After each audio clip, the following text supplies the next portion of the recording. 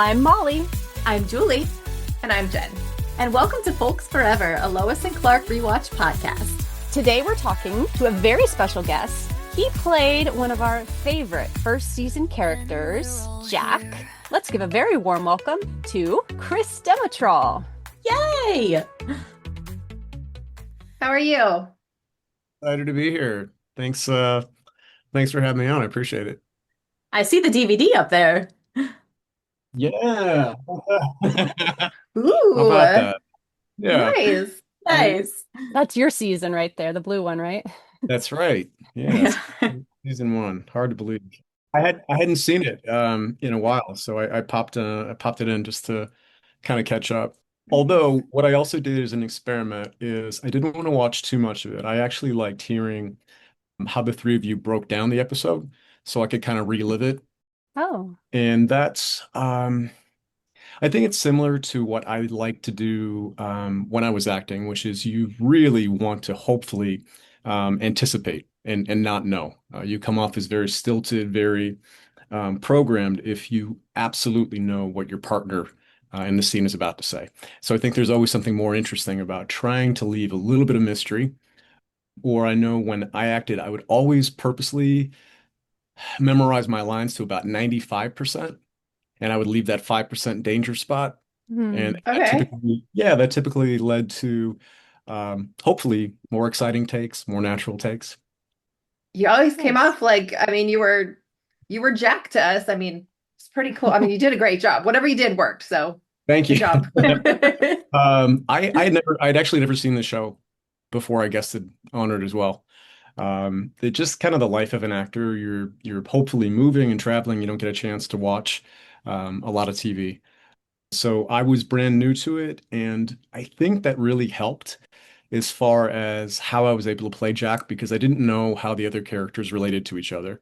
I didn't know sort of that comic book energy that the show had, and I played Jack exactly how I wanted to play Jack, and I realized it may have contrasted a little bit with the show with the characters, but I think we found a happy medium.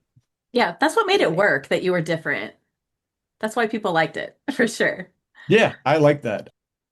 During that time in my career, like the 15 through 17 year old range, I wound up doing quite a few, jerky or aggressive or snarky characters. I got cast in that a lot, and it's absolutely what you want to do. Playing the good guy is interesting and fun, but I always felt like they gave Jack all the best lines, and I just ate it up. And Hmm. I felt like the more they kept feeding me those lines, the more I leaned into it, the more I leaned into it, the more I wrote for it.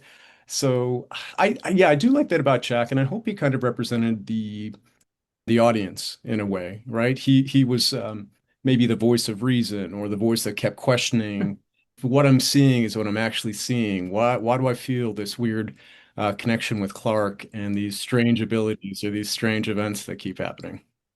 Yeah, you being just a few years older than us at the time, your character, we related to you. Plus, the dream for us was to, be friends with Lois and Clark and be in part of their world, and Jack got to. So that was definitely something we related to. Yeah, it was an absolute surprise to me as well too. I was cast for Foundling and filmed that, had an incredible time, and thought that was pretty much it. I would never return back because that's typically what happens on most guest star roles. I was fortunate enough to be brought back on some other shows as well. So when they called to have me come back, I was extremely excited, totally unexpected. I kind of filmed. I filmed the episode, I think, the way that most actors would. You're not thinking of moves two, three, four, and five because you're just concentrating on that episode. Had they cast me and said, so we're seeing like a three, four, five, story arc in this, you can start to do some things differently with it. And one thing I think viewers will probably notice between the first time we see Jack and then when we see him magically appear again with the Game Boy and the feet up on the desk, which is great. Yeah. We're not even going to tell you how he got here or got back. You just, Love it. we're just, he's back. He's back. He's doing the game. I was playing Tetris, by the way. I heard, Yes. I heard what you're asking. And Yes. yeah, Yeah. the answer. Yes. Nice. And so did Lane because it is an easy to pick up That's game. awesome. And if I that actually might have been my own cartridge because I think they had some generic game in there that I wasn't excited about. So I'm like, hey, let me just put Tetris in there and kind of roll. Awesome. Roll. Nice. It's like, do you remember the actual audition process for the show? Since you didn't watch the show, like, how did you get the role?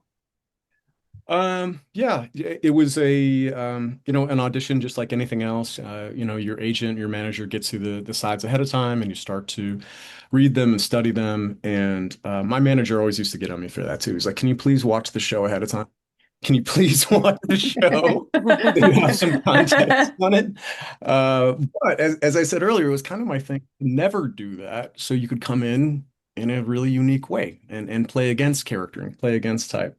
So one thing that I think was really interesting, and the three of you might know this because I know you mentioned on the show you get the scripts, like you read the scripts and you kind of see what was Mhm. was left out. Was that Jack originally was working sort of for a crime boss. He was not taking care of his younger brother. So that initially, Oh, I still have those pages. interesting. Yeah, I still have those pages of where you can, Wow. yeah, the whole Jack and Denny relationship was incredibly different. So when I went to the table read, I was super surprised, but excited. It was still a great character now with a sudden emotional edge where he's looking to protect his brother as well. So I thought that was kudos to the writers for finding yet another different variation on the role. I think it's a little bit more interesting that way. That's really cool. Yeah, I'm the big collector, as you can see, Yes, of that's the show. awesome. So I have a bunch of the old scripts. So those are always interesting to me to see how they progress and change. But I definitely don't have that script. Yep. Yeah, so I again, not knowing the show and not knowing the vibe, I probably was going totally overboard. I did not shave. I wanted Jack to look scruffy. Uh, I was doing a lot of character scene study, trying to like get into the role of sort of this homeless kid who's a thief. And when I arrived at the table read, they're like, "Yeah, you're gonna shave. No, no, we're gonna go clean shaven." Oh Aw. no. I No. think they wanted to do TV homeless. Okay. Yeah. TV, TV. Plaid shirt. Yeah, and Yeah. if you listen carefully to Nigel, it doesn't sound like Jack had even been out on the streets for very long. I think you said like 4, 5 weeks. So Mhm. it's a pretty amazing transition. Things were really Yeah. bad for Jack and Denny real quick. Pretty Yeah. quickly, Yeah, yes. Oh yeah, dear. yeah, Enough time to, have a little bit of edge, but not enough to be truly hardened. So yeah. we're happy for that. So you said you had the scripts. Did you keep anything else? Did you keep the globe? Because I want it. If you do, Oh I'll take gosh, it. that would be the prop of props, right? That I was an know. exciting one. And they did something really nice for me that they didn't do for John, and it wasn't fair. Is when I held up the globe, they had the wiring through my shirt to make it pop and glow on That's screen. cool. So I feel like when John was holding it, it was just normal, and I feel like they probably robbed him of the cool factor. Can we wire his shirt up so? Yeah. So yeah, I don't have the globe. Typically, those really, really special props you never get access to. Yeah. But I've got plenty of, I actually have the Polaroid that's seen on the first show on Foundling of Jack. So I've got Yeah. that. I've got some other Polaroids of myself and Dean and Terry on the set, things like that. So I do have some props from it. It can be a really difficult thing to acquire pieces once you're on a show for a million reasons. Well, my goodness, look at that. Wait, I can't see it. You There you go. acquired all There Look that. it at her is. room. You It's got it all. There's that. That I is do have the one from amazing. the Polaroid that you have. Oh wow. Wow, wow, wow. Uh, Yeah, so that was super cool. So um yeah, I again it was very strange to go from just shooting the guest star and then suddenly Jack's back and he's out of nowhere and he's got different hair as well too. Mhm. Yes. Do did you already have the earring before, or was that, yeah? Yeah, an ex-girlfriend of mine nicknamed that the Dangler. The Dangler. The dangler. Dangler. I actually on Dream On, which was a show that I was also doing at the same time. My character in one of the early episodes gets his ear pierced, and they of course wanted to do the Hollywood, magnet, to the ear. I was like, no, let's do it. No, let's do it. I want to do it. I want any excuse to get my ear pierced at the time. So I actually, yeah, thanks, Claire's, to this day. Yeah, right. Layers. Thanks, Claire's. Awesome. Yeah, so yeah, I did get my ear pierced. I liked the earring. It was funny. It was silly. It had its little moment, and then I never wore it again. But I had gone back to film Dream On because the season kicked back off, and of course, when I was playing the Jack originally, my hair was much longer, much curlier, and I had grown it out quite a bit at that point to kind of stay um, as castable as possible. Sometimes in the industry, if you have longer hair, they can imagine you with longer hair. They can also imagine you with shorter hair. If you have shorter hair, now they can't imagine you with longer hair. Yeah. So I had it long at the time, but my character on Dream On was already established, and Jeremy did not have long hair like Hmm. that. So, Right. they of course chopped it down. And when I came back, I think the producers weren't super excited that my hair was different, but it's kind of like can't really do much about it now unless you want to pop a wig on Hmm. there or something. But yeah, there's a lot of parallels between the character that I did on HBO and Jack. I think sometimes they're um, the same coin, two different sides. They have a lot of similarities, and I know a lot of their energy probably consciously and unconsciously blended together because I was filming both of those shows at the same time. So there's probably some Jeremy carryover, Right. and then there's probably some Jack carryover to Dream On as well. Well, you were 17 when you filmed these Lois and Clark episodes, and we did notice there were certain scenes where Jimmy would be there, but Jack maybe should be there in that scene, but you weren't. So we were wondering, did you have restrictions? You nailed it. Yep, you nailed it in your previous episode. Like the Dragonetti. Absolutely, we could have snuck Jack in there as a bellhop or something interesting, something interesting. Someone stealing something in the background. So you're absolutely right. That's a big component of being a child actor is you're only allowed X amount of time on set each and every day, and then you have your requirement to do set schooling as well. So you're constantly shuttling between the actual set and set school back and forth. So because of that, yes, a lot of times when kid actors aren't in scenes, sometimes it's just the producers being economical with their time, Hmm. trying to spend it that way.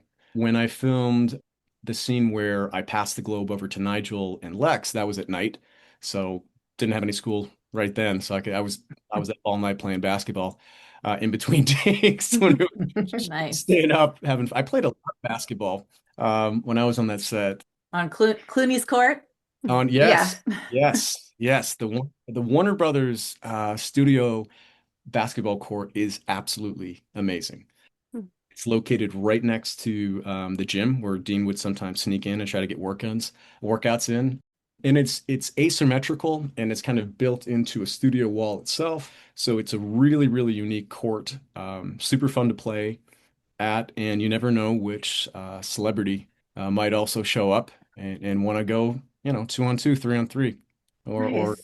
1-on-1. So that was a lot of fun. Awesome. I had some epic basketball battles there. That's cool.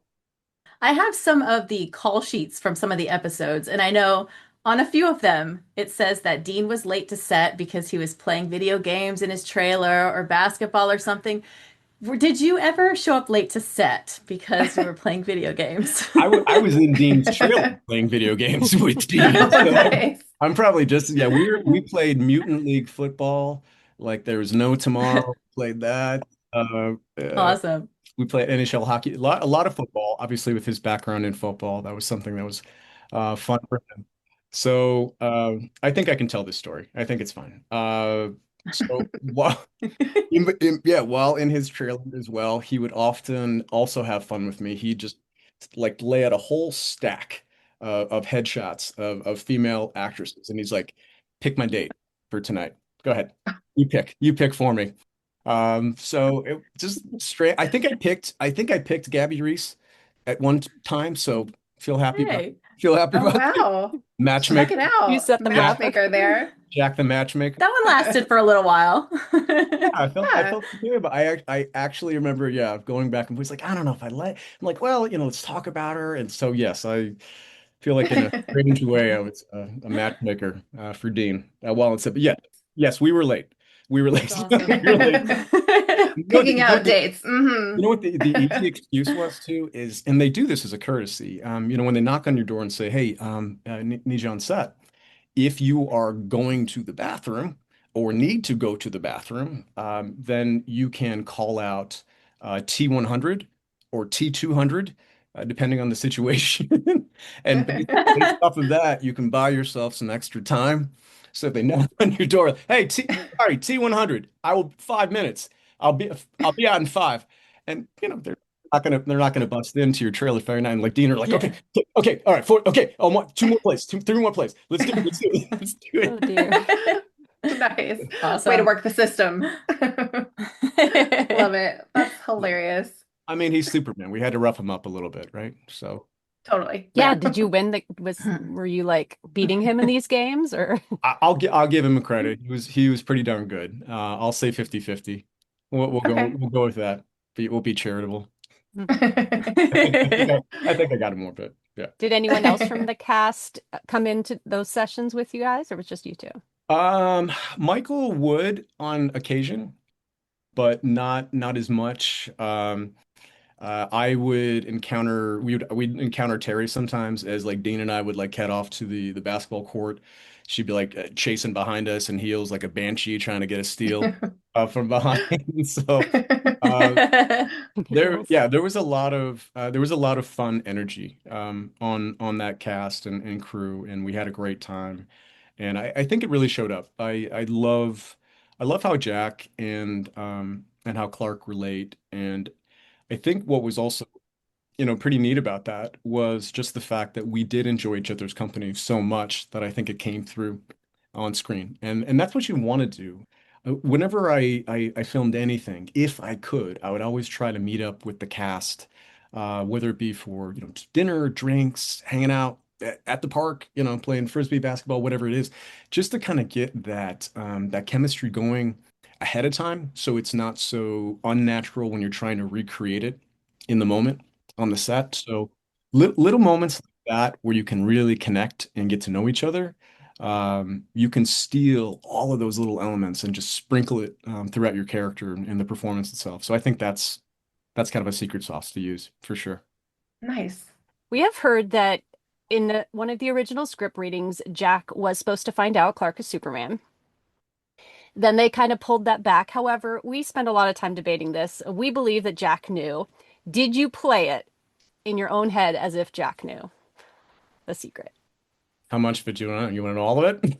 You want to know the super truth? Let's be We Uh, greedy, guys. We gotta be yeah. greedy. Okay, Yeah. I remember this very well. It was in the writer's room. And we got our new pages and we had the new episode and we sat down. Terry was absolutely directly across from me. Like I literally could just throw a pencil and hit her back and forth. So the table was very small.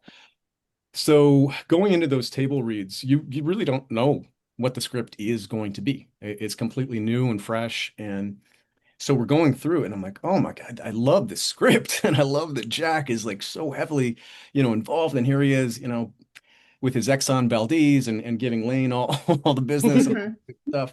So it was a complete surprise to me when we get to that pivotal scene where Jack figures it out, and he did figure it out. The writers did have to say Nice. Superman. He acknowledged, uh, Okay. Oh wow. and so 100% true. Jack absolutely knew. Mhm.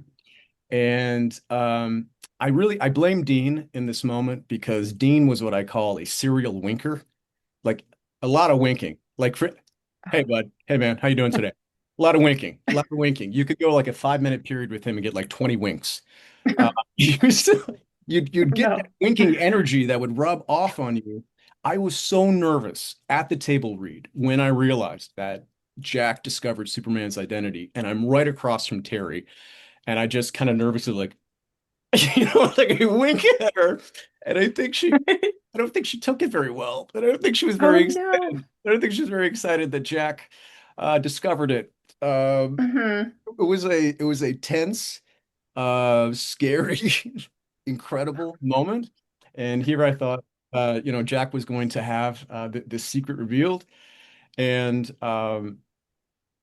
couldn't have been more than 20 to 30 minutes later. There was a knock on my door. Hey, Chris, we have some new pages for you. I read the new pages, and uh-oh, there's a stairwell scene, and whoops, Jack suddenly not saying Superman anymore. Uh, Oh oh. darn. I was like, okay. Ugh. Yeah, Well, and I totally get it, and I understand, and I understand also, to Terry's credit, she was taken aback too. She did not know either. So here she is reacting live in the moment, and I think for her it was very natural that if anyone was probably going to know, it should have been Lois. Like who yeah. really is Jack and this whole thing. He wasn't there at all. Now he's suddenly there, and I think her opinion was, hey, like maybe not him. Uh, so I don't think I didn't take it personally. Like I said, it was a weird, intense moment where we all kind of, oh my God, I can't believe they wrote that in. Oh, wow. Okay. And then I was super excited. And then, Dean's wink fest, got me in trouble with Terry.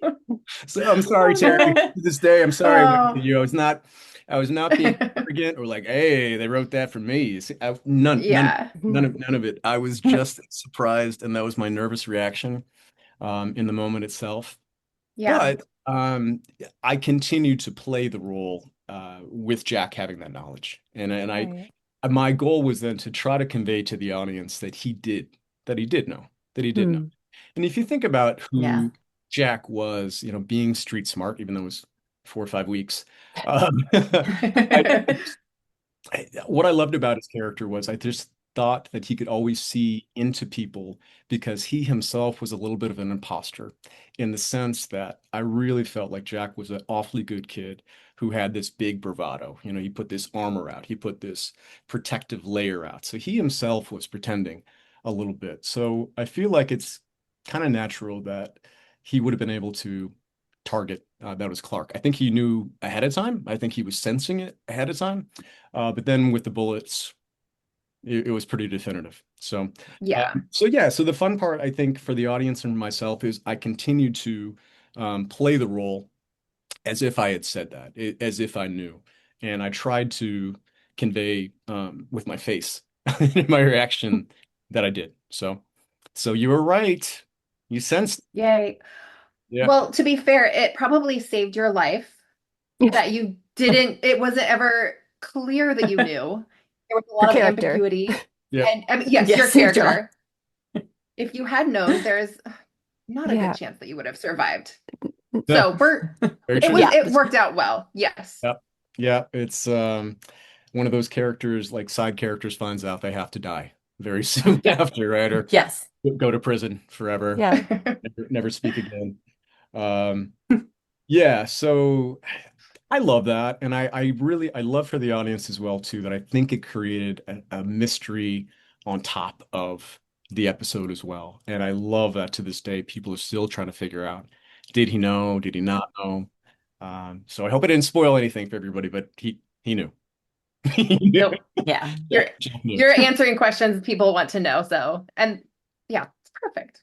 Well, we thought it would be kind of fun to possibly play a blooper and see if you Oh. remember anything about this. Awesome. Molly has it queued up. Yay. Rolling, Mark. All right, ready? And water's on. All right, guys.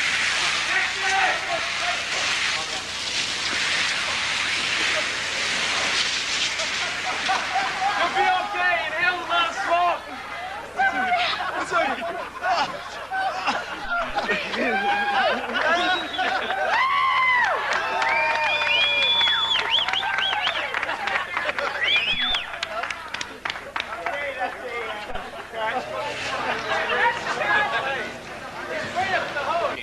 Oh, that's awesome.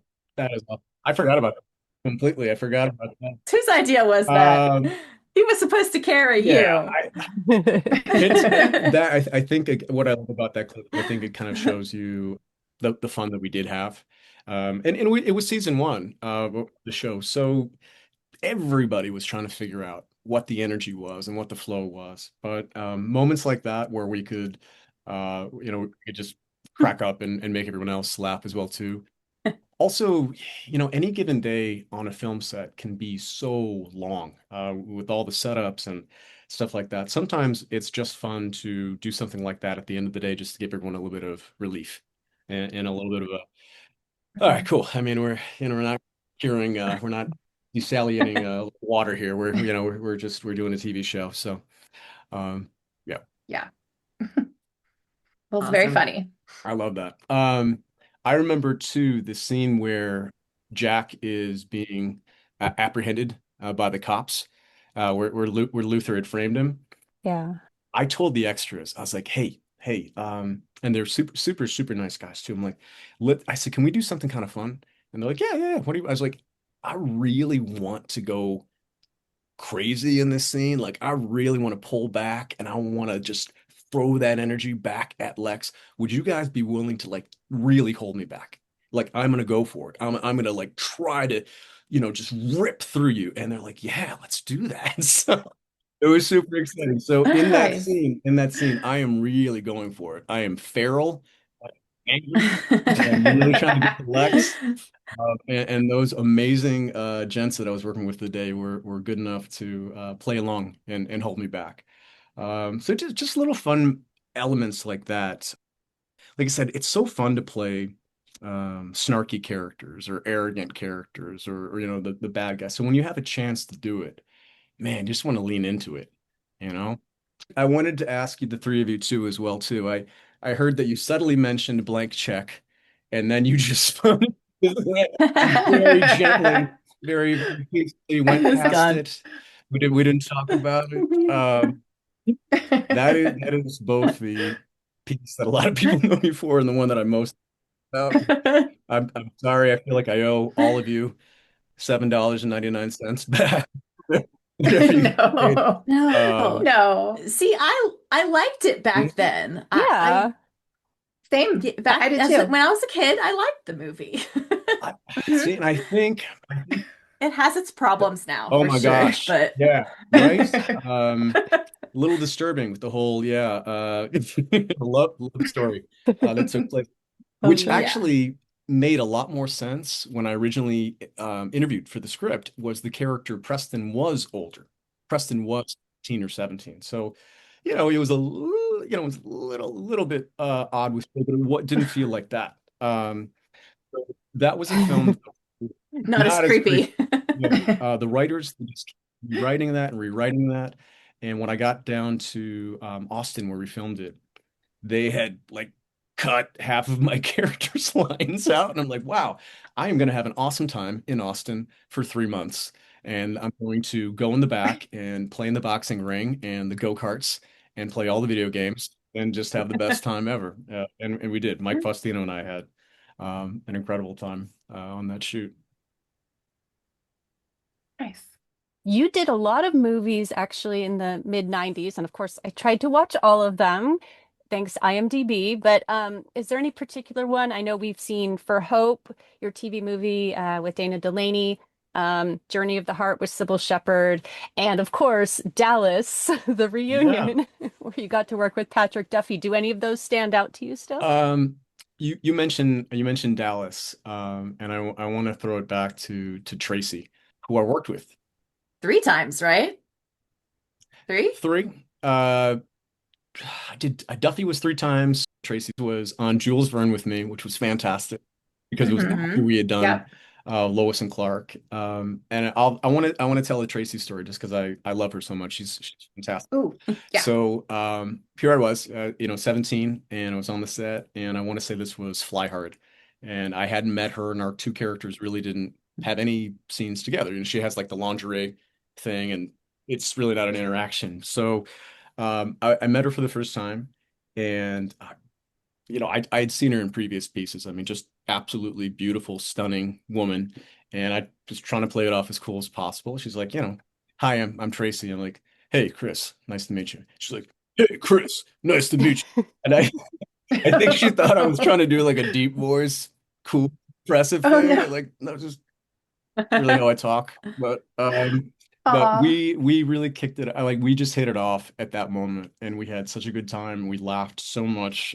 So by the time we filmed in Montreal on Jules Verne, it was just a complete like what a great time. And we were again talking about memories from the set. She is fantastic. She's so funny, so talented. I think I speak for a lot of people on the show. It's like, oh my gosh, no more Cat, no more Jack. Jimmy's different. Mhm. I Yeah, know. Yeah. it was a very big change. And I liked the way that the show was going. Obviously, I was excited to do more, but Mhm. I understand that it was a different direction and it was a different kind of flow for the show. So also, I guess in life and in your career, it's better, I think, to have a character that people wanted more of, as opposed to, oh my God, Mhm. it's Jack off Right. screen. We can't take it any that guy's sarcastic one more time. I'm Oh gonna no. I'm gonna yank that earring out myself. Oh no. Yeah, I working with Tracy was fantastic. Working with Bob Saget on For Hope will always remain one of the absolute honors and privileges of my life. That was such an important piece, raising awareness for scleroderma, being able to meet Mhm. with Adam Saget. I played a kind of a version, a twist of him in the movie of the week, and just learning about him and what he experienced as he was going through this real time. And I had a great conversation with Adam about it because the character was really written pretty jerky. I mean, pretty like Oh, yeah, really? Yeah. some of the comments that I've read, like the son was a jerk and I hated him and he was really like, and to a degree, that's actually kind of the review that I want because that kind of means that I pulled it Mhm. off. But I, Yeah. I asked him before we filmed it, I'm like, wow, I mean, your character really comes off pretty harsh toward his mom. Do, how far do you want me to go with this? Is this authentic? What do you want me to do? And Adam was amazing about it. He's like, no, he said, I go for it. He said, I'm not exactly 100% proud of, how I acted and what I did, but it was authentic to the time. And I was a teenager myself trying to um, encapsulate all these thoughts and feelings, and a lot of times it came out in anger and bitterness. So Mhm. super exciting to play a real life person, but also the Mhm. pressure of wanting to get it right, you know. And Adam Yeah. and I are friends to this day. He's Hmm. fantastic. That's so cool. We were wondering if you could tell us anything about what you do these days, any hobbies or adventures or anything? Yeah. First and foremost, I always relate it back to being a dad. Being a dad, being Addison's father. That is the honor of honors. That is a job of jobs, and that is the thing that I value most. As far as work past the industry, just I explored some different avenues. I almost was like 7/8 of the steps through to joining the LAPD. So almost had Hmm. a career in, yeah. I Wow. would I would actually later in life get a chance to be a 911 operator and dispatcher for the Lee County Sheriff's Office in North Carolina. So my career's had a lot of excuse me, a lot of variation to it, and nowadays. I still kind of having fun on my Instagram or TikTok, just doing silly clips, experimenting with, Mhm. Sora 2, doing things like that. So, Mhm. Yeah. it comes down to, I think, even from an early age, just the fun, that the excitement that you feel of watching the audience or watching someone laugh or smile or react positively to what you're creating, and just the excitement that goes into that. So that part of it's never left me. Yeah. Do Nice. you consider yourself fully retired from acting, or do you think maybe someday, if the right role came around, you'd want to do Yeah, it? that's a great question. I'm still a member of SAG Proud. That is such an important thing for actors to get that SAG card. Holy cow, it means everything. It means everything. And if you don't know this part, that they don't want to cast you unless you have a SAG card. But how are you supposed to be cast unless you are a SAG card and union member? So that was the Right. original journey of my career, was to get that SAG card so I could hopefully do all those other things. So yeah, still a member of the union, and I think it's an interesting question because in theory, you should probably only be able to get better as an actor, right? You experience more people, more of your life, more scenarios, and you should hopefully be able to infuse that into what you do. So I would never say never. I could see it more something when I'm like super retired, like I could like maybe in my 70s playing some Gramps roles, some angry CEO.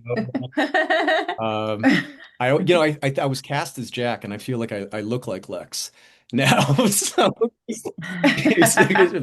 any reboots, you never know.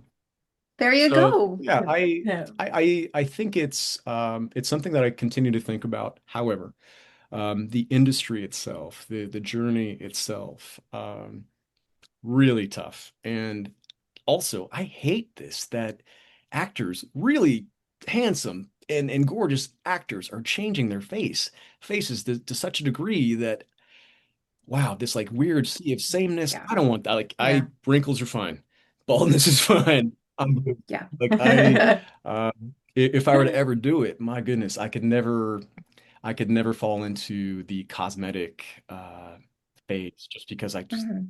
again I just it's so silly, right? These really really good-looking people convincing themselves that they need all this extra work, and they just look so much worse It doesn't after look it. good.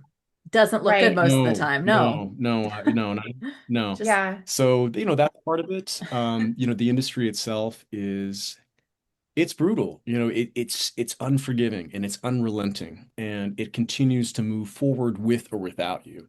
So as an actor, you're kind of caught Right. up in that stream, and you're asking, when is my next job? Will there be a next job? Could there be a next job? Or did that project that I just performed in, it did so poorly at the box office, or critics are panning that so much, I'm now attached to it, and now I have that negativity that goes with it, even though I just acted in that piece.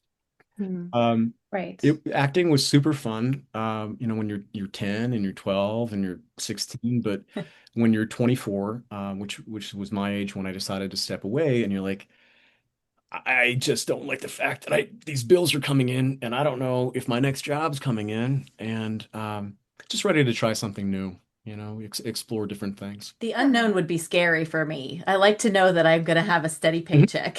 Yeah, and if That would And be if you think scary. about it, even the way that actors can get cast in a role itself, it's not always the best actor gets the role. There's so many times there's other things going on, like producer choices, or so and so is actually a nephew of the producer, so they're going to get cast. So I think that was Mhm. another frustrating aspect, was I realized that no matter how good I became at it, it never guaranteed success. Success always felt like just a spin of the wheel. You go in, you give your best, and you hope for the best, but the randomness always really, that part bothered me. Never got comfortable with that. Well, Julie and I both recently rewatched your Star Trek episode. Ooh, okay. You're a cute little Yes. character. Yes, we Yeah. did. It's That actually, adorable. that broke the rule for me, in the sense that I was a Next Gen fan. I was absolutely watching that show like crazy. So when I got cast for that, ran onto the set, immediately sat down in Picard's chair, hit every single button, grabbed every Klingon sword I could from the prop department. I was living it up on that set. That was incredible, to That be part of that amazing tapestry. And yeah, just another super fun guest star role, super well written, and just the experience of a lifetime. But yeah, I absolutely geeked out on that set. I absolutely hit every single button on the chair. I know it for a fact. That is guaranteed. Guaranteed. Do you ever watch your episode? Do you ever generally watch your own work? it's very, very tough for me to do because every time I watch any scene, I see a million things that I would like to do differently. Um, or like my line to Lane, where I have to call him Grandpa. I hated that. I hated that. Oh. So I loved Lane so much as a human being. God bless him. What an incredible man. That Hmm. was actually one of the times in my career that saying the line felt so disingenuous because I enjoyed that person so much. So if when I watch that, I always feel like I swallowed the line or I spoke too fast. And I think partially that was my mind saying, I really don't want to say that to Lane. I really don't. I like him a lot. I don't want to say that. So Yeah. yeah, Gramps. yeah. So, and what happened to Aw. Jack's hair? Man, did he get some Prel or something? It's so bouncy in life. I never understood who took care of Jack's sweater game, which I thought was always on. I love the sweater game. I love that he himself decides to walk out of juvie just cuz, and I Yeah, Yeah. just left. left. The guards are like, "Get out of here. Yeah, you're fine. Whatever. Just Just leave. use glue up a building. It's fine. So I love that. I remember on one of your previous podcasts you mentioned how ridiculous it was that Jack asked for 1,000 for the globe. Yes. I agree. What? I Hmm. agree. I Yeah. agree. Hello. And Hmm. Go for a million. as an actor, you read the lines that they wrote for you. But that one, 1,000, because if Jack had any negotiating skills at all, you want to aim high, buddy, because they're gonna negotiate down. But like, were you for 500 Hmm. or 250? Like, Yeah. Yeah, what was the right. end goal there, Yeah. Jack? What were you actually going for? Yeah. Hmm. 20 bucks. The only thing I could try to think of is like, wait a It's minute, what fine. if the denomination is actually higher? It's like the British pound. So 1,000 is actually, yeah, like that was the only way I could Okay. spin that. But yeah, that was like, why a In Metropolis. thousand? 10,000? More? Like, Like, yeah, at and least you 10. brought up a good point. I mean, Yeah. Lex would have just, he or Nigel would have shot me if it had been a significant value, I'm sure. But it just it's a very strange negotiation point for Jack. Come on, shame on you, buddy. Do a little better. Oh, well. One another thing I thought about as well too was it was really intriguing to see Dean in the Superman outfit for the first time on set because I obviously when I met him at the table read, he was dressed normally, everything. So Hmm. there was that moment of anticipation Yeah. before I got to see him in the Superman getup, and it just like any kid as well, we grow up and we read about Superman, we see the movies and the comics and all that stuff. So it's a very exciting moment to finally see it in real life. And I just remember just Dean looked very shiny, very like very Shiny. shiny. The hair was very shiny. Uh-huh. Shiny. It just looked, yes, Slick. very slick, very shiny. But it was a moment of awe Right. to say, wow, oh my gosh, that's Superman. And then, because I had the relationship, it's like, yeah, that's Dean. It's totally fine. It just Yeah. it breaks the illusion real quick. But Yeah. definitely that. And then he picks you up and carries you. Yeah, I think that actually played really well as well too. The fact that I am not a hulking individual. I'm like 5'6.5", 143. So up against Dean, I think it actually makes Superman seem larger, stronger, bigger, kind of like how they Hmm. used to cast smaller actresses back in the 20s and 30s to make, the male star look taller. Uh, that wasn't intentional, Hmm. but I thought that actually kind of added to kind of their Right. dynamic, and you could see the physical difference between the two. And I think that's what also kind of made them a fun, almost Mutt and Jeff combination. You wouldn't see those two Hmm. together right away. I think ultimately, in my head, I've always kind of thought because you were so different and because you were liked on the show, that maybe that was kind of the final decision to recast Jimmy because they liked your character and the way that you bounced off and were very different than them. I think you kind of said, "Bye, Michael. We want somebody Yeah. like Jack, but we have to have a Jimmy Yeah. character." So I I don't know. I don't could know. have, And if that's the case, I hate it because I loved Michael so much. yeah, like Oh my Michael. gosh, what an incredible. Yeah. Just super funny, super clever, and just a genuinely nice person to be around. So I hate that. For Yeah. Justin Whalen though, Justin Whalen, who I acted with actually on Blossom, um, many years Oh, previous. nice. Yes. So Nice. yeah, Cool. so I worked with Okay. Justin, so I was very happy for Justin. That was good, and I was excited about that. Thankfully for me, just one other part led to another, and I continued to move on. But I think it was exciting to be part of the first season, to have a character that people wanted more of, and also to have a character that there was a lot of mystery and a lot of questions about. So uh, yeah, I Yeah. tried to play Jack differently because I just wanted to. So hopefully it played Yeah. well on the show. And like I said, I hope that he represented the audience sometimes too. Like he asked those questions or give a little bit of sarcasm and cynicism Yeah. to the optimism of Clark. Kind of balance him out a little bit. Yeah. You did great. You left us wanting more, and I feel like it couldn't have gone better. Yeah. A few more. Yeah. A couple more episodes would have been great, but yeah. Yeah, I think Jack eventually Yeah. retires to Gotham. That's where he's at. He's like Metropolis is just not my vibe. Yeah. I Yeah, I gotta move on to got to another get somewhere a little city. grittier, little different vibe. Okay. Yeah.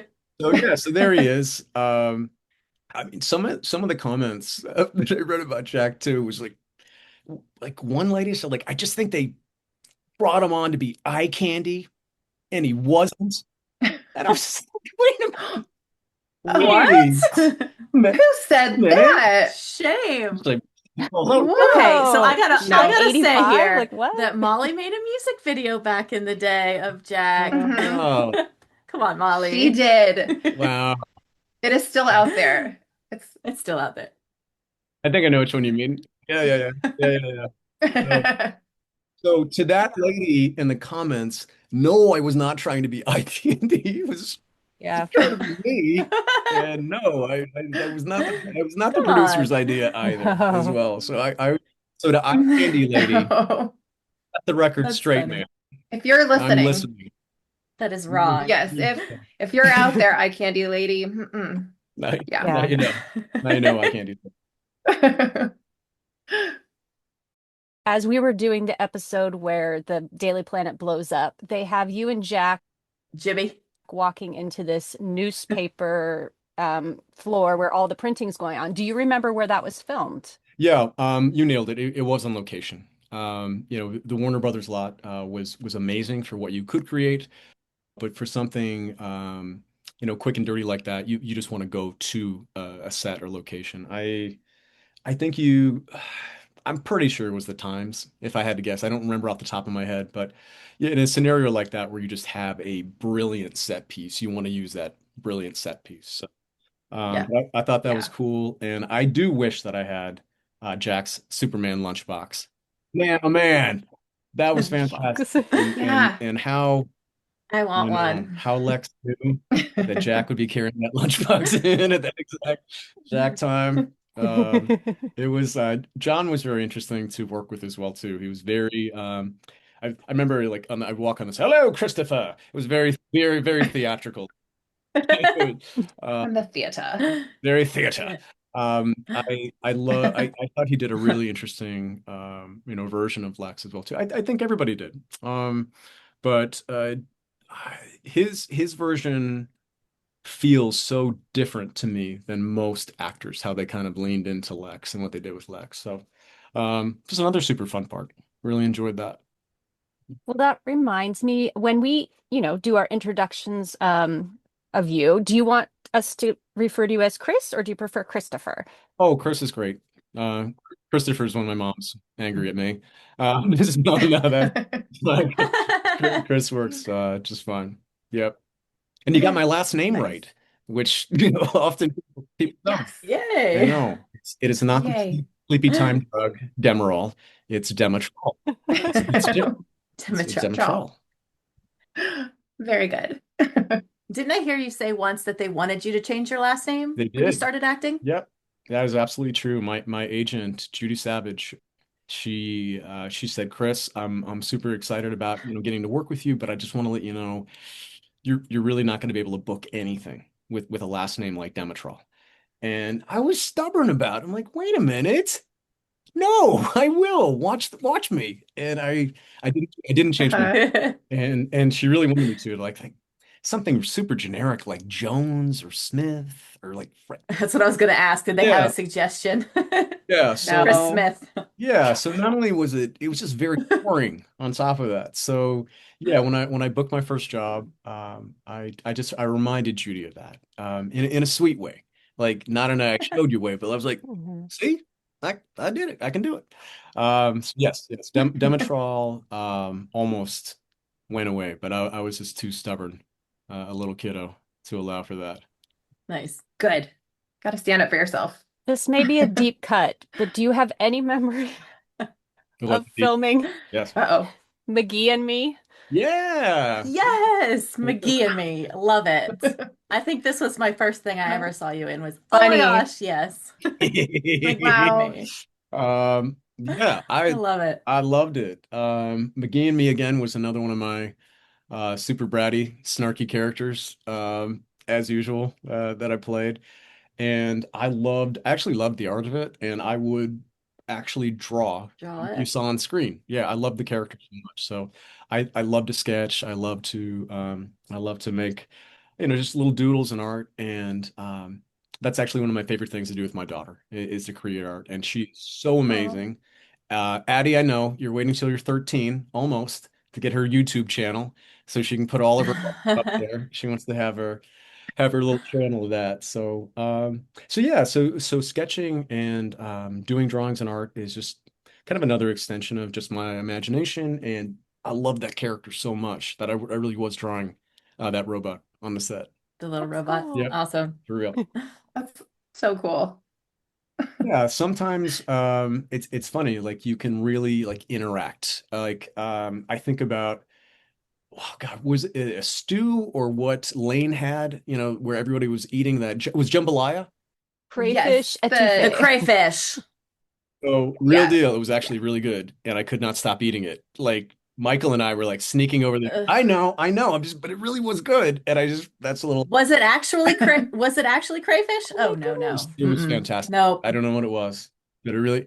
So a lot of times, like if you'll notice, actors don't want to eat in scenes. You'll see like they'll just put Yeah. up the Yeah. fork here because whatever you do in the master shot, you've got to repeat in all the close-ups and all day long. So we typically don't want to act. Yeah, pardon me, don't want to eat when we're acting. But in that case, I was like, this is really good. I'll take as much. I know, it really was. Ugh. Eat it all day. It's good. It was super That's good. cool. So yeah. Nice. So that was a fun memory of like, wow, this prop soup is great. More prop soup, Did please. Lane actually make it or no? No. Oh, I James Earl Jones. Yes. James Earl Jones. Yes. Yes. Um, what an honor. What a privilege. And also the loudest voice that has ever existed in human history. Man could Hmm. project. Like we were outside on the Warner Brothers lot, and I swear you could hear him 500 yards down the way. Everything was projection. Wow. Yeah, it was fantastic. And, of course, growing up, that's the voice of Darth Vader to me. Mhm. I just, Yeah. wanted to ask Yeah. a million questions. And then I was like, you think like this will date you. This will show you how old this was. Like back when we used to actually have recordings on our answering machines. We used, so I was like, Hmm. would you be willing to do my voice recording for my answering machine? And I remember James was like, Uh-oh. so Give me some money. Oh he no. actually Yeah. would he actually would do that if you donated to his favorite charity. So you could have James Earl Jones as Oh, your voicemail message, if indeed that's what you want. I would have totally done that. Yes, Aw. That would have been yes, awesome. yes, me yes, yes. too. So Wow. I should have taken him up on that. But yeah, fantastic. What an incredible presence and just to act with such a luminary like that. That another one of the ones David Warner, who was on Hmm. I didn't Hmm. directly Yeah. work with him. I actually would work with him later on, Jules Verne. He played a character in that. Yeah. So Another incredible human being that I just wanted to ask a million questions about all of his, his previous roles and parts. So the cast on these shows really was exceptional. And I'm just to think about these connections that kept showing up in my career either before or after. It's kind of fun just to see all the little strings and how they connected. So we just want to thank you so much for coming on today. We really appreciate you chatting with us about Lois and Clark and your career and just answering our questions. It's been so Thank fun. you. Yeah, it's my pleasure. I would just encourage everyone to, continue to come laugh along with me on Instagram, Chris Demetral, or TikTok. I think I'm Christopher Demetral on there. I don't know why. But yeah, absolutely love talking about the experience, the industry, the shows itself. So whenever a fan or anyone else wants to connect, let me know. Want to send me questions? Anybody out there, go ahead. I'll try to answer them for you as honestly as possible, and we'll have fun and we'll laugh about this crazy adventure that I had. Nice. Well, thank you for coming on. Thank you. Anybody want a pizza? There you go. Fresh tomatoes, mushrooms, onions, and olives. Hey, goes in a salad. Doesn't go on a pizza. I only saw one. Tall, skinny English dude. Never saw him before or since. What's your name? Jack. Just Jack? Yeah, just Jack. Any chance you could ask Superman to bust me out of here? Jack. No. I didn't think so. Well, guess it's back to a life of crime for me. It's always good to have something to fall back on. I said, who died and made you king? How old are you? How old are you? This is my ship. I'm the captain here. Yeah, the Exxon Valdez.